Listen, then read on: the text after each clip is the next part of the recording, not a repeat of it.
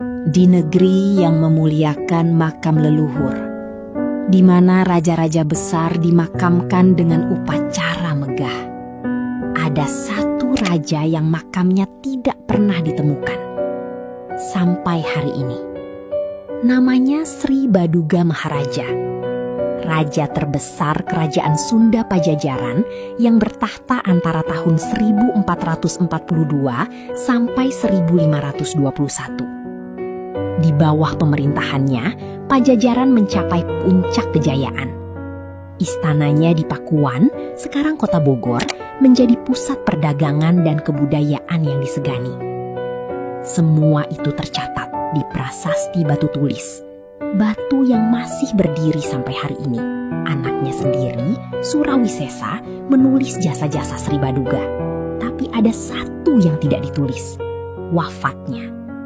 Prasasti itu memuji taman yang dia bangun, parit pertahanan yang dia gali, jalan yang dia perintahkan.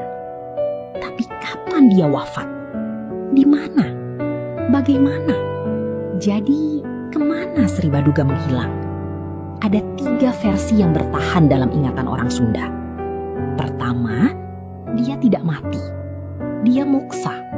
Penganut Sunda Wiwitan, kepercayaan asli Sunda, meyakini Sri Baduga mencapai Ngahyang, melepas jasad dan menyatu dengan alam di Gunung Salak.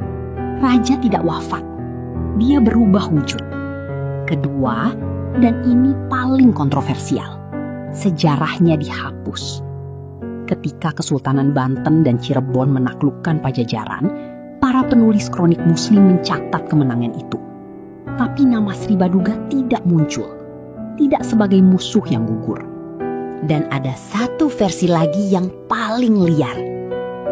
Di pedalaman Jawa Barat, masyarakat adat masih percaya Siliwangi tidak mati.